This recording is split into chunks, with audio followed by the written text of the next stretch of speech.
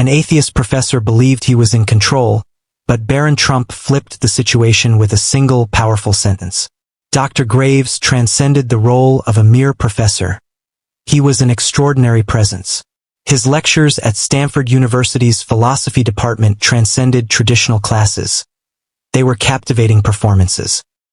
He dominated the space with keen insight and a wit that cut like a blade, deconstructing ideologies as meticulously as a skilled artisan disassembling a vintage timepiece. His reputation extended well beyond the confines of the campus. Clips of his debates had spread widely on social media, where he was either hailed as a bold advocate for reason or criticized as a conceited thinker who reveled in dismantling belief. His students were well aware of what lay ahead. The inaugural day of class was perpetually a trial. He surveyed the room, identifying students adorned with religious symbols, cross necklaces, hijabs, and yarmulkes. Then he would launch a series of questions intended to unsettle them. So, share with me, do you hold your beliefs because you've explored every avenue? Or is it simply because someone else instructed you to? If a higher power is real, what could possibly be holding it back from punishing me for my irreverence at this very moment? Have you ever contemplated whether belief is merely a psychological support for individuals who struggle to confront the truth of existence? It wasn't merely the questions themselves. It was the manner in which he posed them. With a sly grin, provoking and enticing students to respond in a manner that wouldn't cast them in a foolish light. Some made an effort, some stood firm, but the majority merely fumbled through their replies, their expressions coming apart beneath the intensity of his gaze. He flourished because of it. It wasn't only the students who experienced his keen insight. His colleagues expressed a hesitant respect for him. He was exceptional indeed, yet utterly unapproachable in discussion.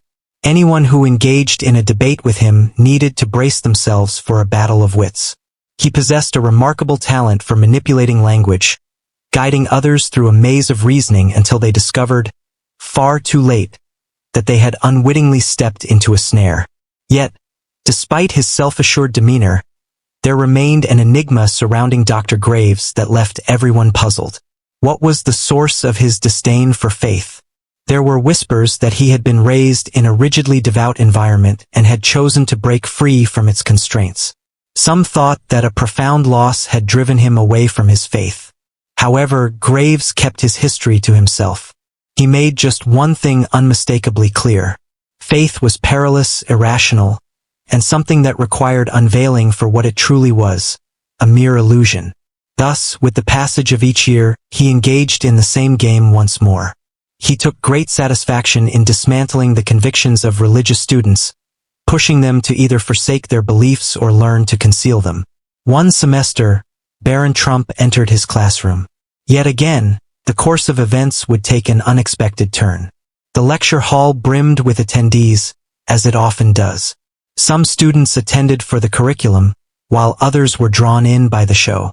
Dr. Graves was known for his remarkable skills, and even students outside his class would sometimes stop by just to witness his expertise in action. Today was a day like no other. The words scrawled on the whiteboard were, "Faith in modern society, rational foundation or outdated myth." Dr. Graves rested against his desk, a familiar smirk adorning his face. His sleeves were rolled up just enough to suggest that this was going to be an informal conversation. It certainly was not. Barron Trump settled into his familiar spot near the center of the room. He was not the type of student who blended into the shadows. Standing at 6'7", he exuded an undeniable presence that commanded attention. Yet it wasn't solely his stature. It was the way he carried himself. Amidst the slouched figures and the rhythmic tapping of keyboards, Barron maintained a poised posture, his face a mask of inscrutability. In recent weeks, he had managed to capture Dr. Graves' interest, not due to his surname. That detail held little significance in a space dominated by the clash of ideas. Yet it was due to his silence, excessively silent. When faced with a challenge, many students either recoiled or hastily sought a defense. Barron did not do either. He absorbed the information, contemplated it, and replied only when it was essential. He always maintained a calm demeanor, He remained composed at all times. He stood out as a unique figure among a crowd of students striving excessively for approval. Additionally, there was one more detail to consider. He consistently adorned himself with a cross necklace, a delicate silver chain, subtle yet distinct. Dr. Graves had been biding his time, anticipating the perfect opportunity to confront him. And today that moment has finally come. As he surveyed the space, his gaze settled on Barron's torso. Without a necklace, his grin grew broader. "Not wearing the cross necklace today?" he inquired, his voice resonating through the entire room. It seems that the belief was merely a facade. A handful of students let out a nervous laugh, a sound tinged with uncertainty, the sort that arose from an understanding of what was on the horizon. Barron remained unperturbed. He remained still in his seat, offering no excuses. He met Dr. Graves' gaze with an expression that revealed nothing. A moment of stillness. Then his voice, steady and serene. "If my belief were merely a facade, you wouldn't find it necessary to remark on its lack." The atmosphere shifted. The smirk on Dr. Graves' face wavered for just a heartbeat, so fleeting that most students overlooked it. Yet Barron noticed. The stillness enveloped the space, thick with anticipation. Even those who had been only partially engaged were now fully captivated. This was meant to be yet another instance where Graves effortlessly took apart a student. Yet, there was an unmistakable change. For the first time in years, the discussion was not dominated by the professor. The gravity of Barron's words enveloped the room, reminiscent of a gathering tempest. The students who had previously laughed now sat in quiet anticipation, their eyes darting between him and Dr. Graves, eager for the professor's response. Dr. Graves, a true connoisseur of discourse, reclined against his desk, arms folded, a sly grin returning to his face. He would not allow a 19-year-old to shake his composure. "Astute," he remarked, inclining his head ever so slightly. "However, we shouldn't act as if faith isn't primarily about performance. Many individuals don symbols as a form of protection, driven by an underlying desire for affirmation. Remove the ceremonies, the invocations, the emblems. What remains?" Barron inclined his head, pondering the inquiry. He stated it with unwavering certainty. Dr. Graves chuckled softly, shaking his head in amusement. "What is conviction if it lacks evidence? One can hold strong beliefs about anything, whether it's the flat earth theory, the existence of ghosts, or even fairies in the backyard. That doesn't validate its truth." Barron stayed unperturbed. "What is love?" he inquired. The professor arched an eyebrow. "What's the deal with it? It defies measurement, cannot be contained within a test tube. Yet individuals dedicate their lives to it daily. Does that render love a mere illusion?"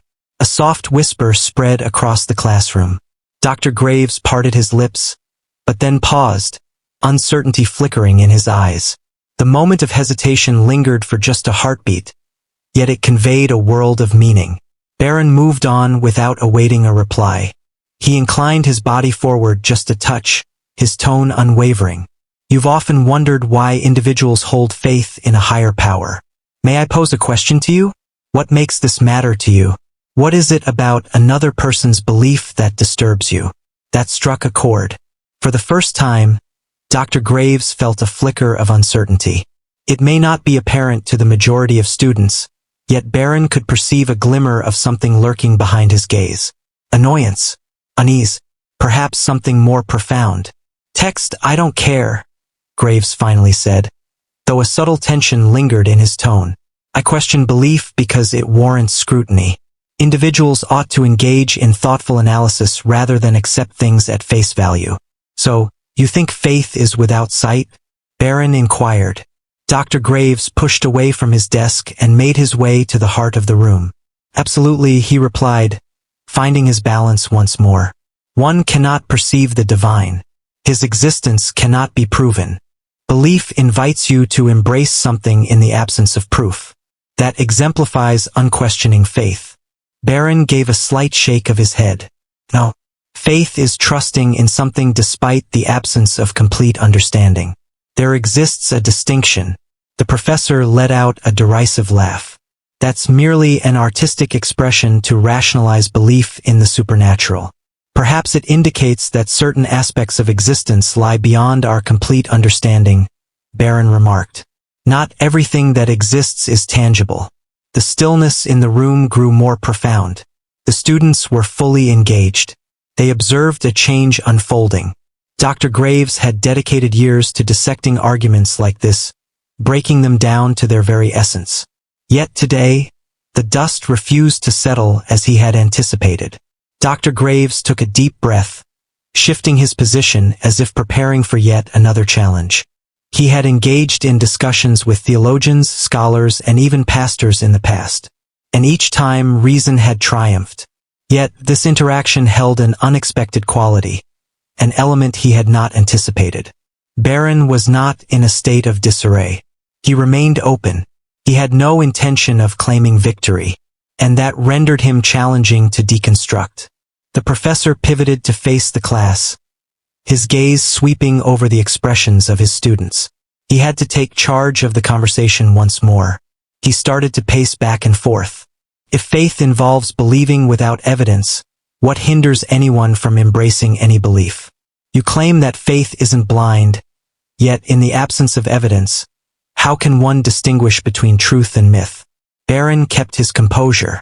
You behave as if evidence is merely a collection of numbers and formulas.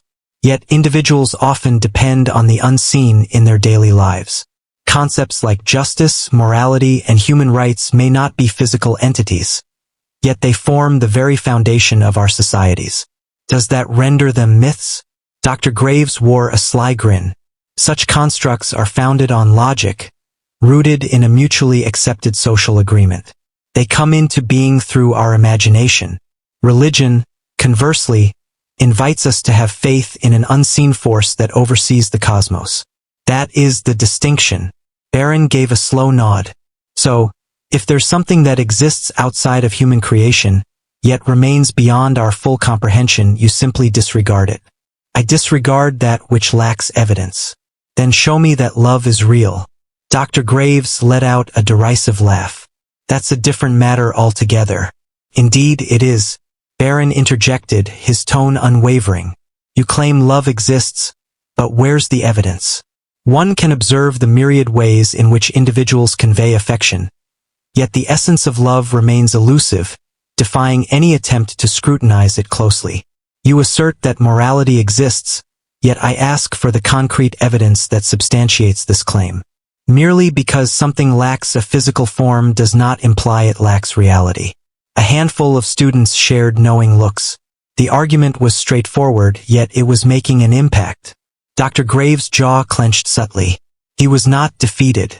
He couldn't bring himself to accept that, yet he was also not emerging victorious. Very well, he remarked, altering his approach. Imagine I accept that there are elements that exist outside the realm of our measurement. That still doesn't provide evidence for the existence of a deity. It fails to demonstrate that faith isn't merely a soothing illusion. And what if it isn't? Barron inquired. Dr. Graves paused, his eyes momentarily wide in surprise. What is happening? You consistently challenge faith, as though it is the responsibility of believers to provide evidence. But what if belief is genuine? What if there exists something beyond our understanding? You might think it's just a trick of the mind, but have you ever truly pondered the possibility that you could be mistaken? The space seemed more confined, more constricted. For the first time, Dr. Graves paused, and the students sensed the shift in the atmosphere. The dynamics within the room had transformed. This time, the outcome did not lean in the professor's direction. Dr. Graves' eyes shimmered with an enigmatic glint. Annoyance? Entertainment? Perhaps even unease? Whatever it was, he concealed it swiftly, adjusting his stance, arms folded. You believe you've flipped the discussion back on me, he remarked, his tone steady. However, that is merely a matter of expression. It is the responsibility of those who hold beliefs to provide evidence for their claims. If I assert that there's an unseen dragon residing in my garage, I shouldn't anticipate you to demonstrate its non-existence. That's not the way reasoning operates. Barron remained unyielding. He allowed the words to linger in the air before responding, his voice unwavering. However, your points lack a logical foundation, Dr. Graves. You're asserting confidence. The professor's brow knitted in concentration. Your words suggest an unwavering certainty in your perspective. That lacks reason. That is belief. A wave of change swept across the space. The students adjusted their posture, their eyes darting back and forth between the two. Barron leaned in, his hands intertwined. You assert that faith is a form of blind belief. Isn't it equally short-sighted to believe that nothing exists beyond our capacity to measure? You place your trust in the power of human logic. I placed my trust in something beyond, Dr. Graves sneered. So you acknowledge it's merely belief? Is that all? Barron's expression remained unchanged.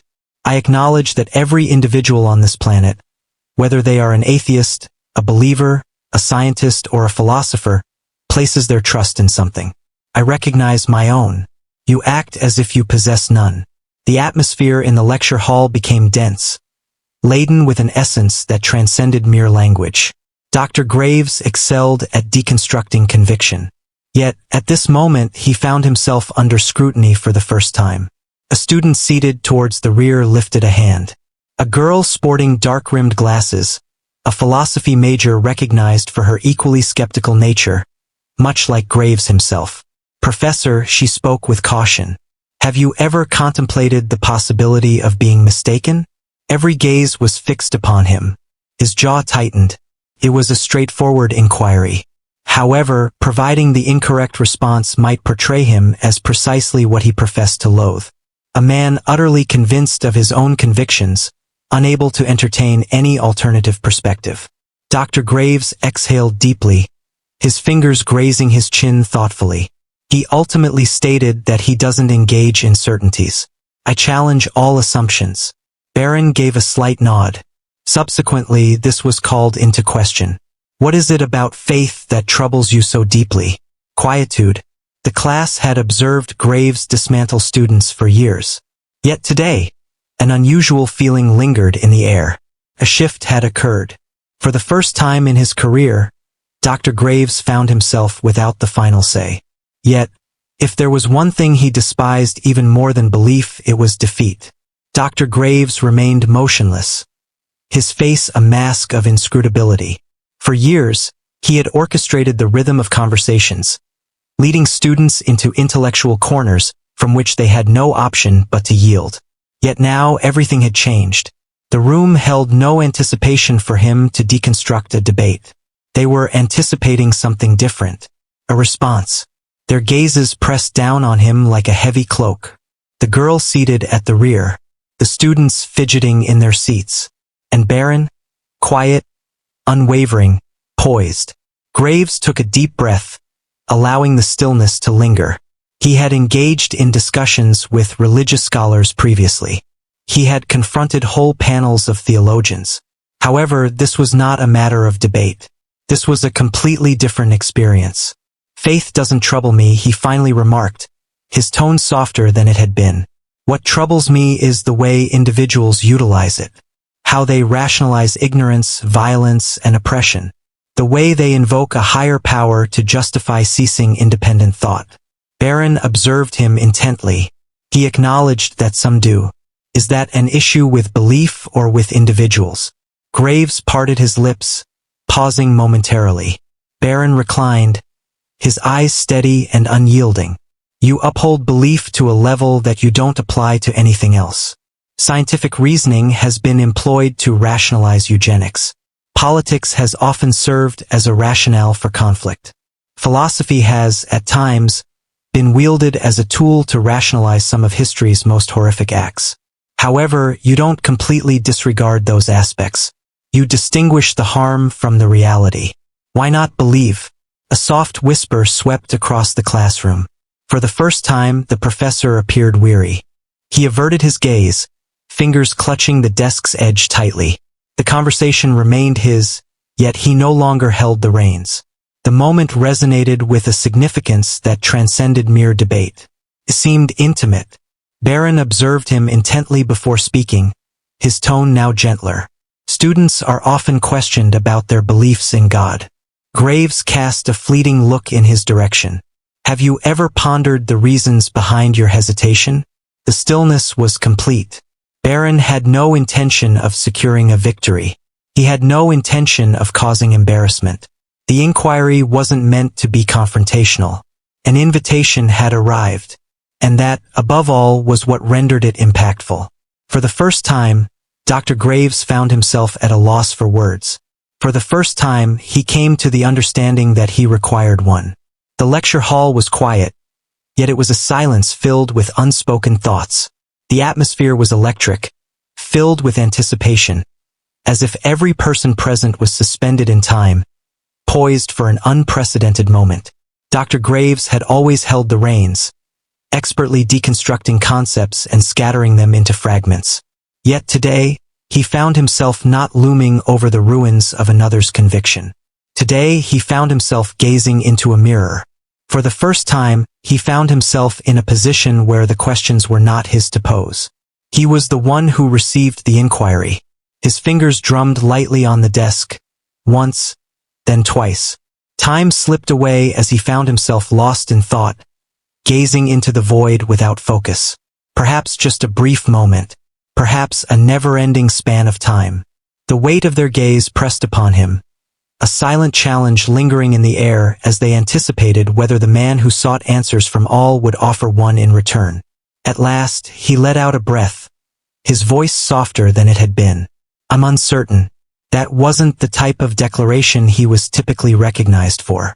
It lacked sharpness, dismissiveness, and the trappings of intellectual superiority. It was merely 3 words, sincere, raw. Barron remained still, not responding immediately. He remained composed, refraining from any hint of superiority or further inquiry. He merely nodded, as if that was all the affirmation he required. Dr. Graves cleared his throat, adjusting his posture. The sharpness in his stance reemerged, yet there was an unmistakable change this time.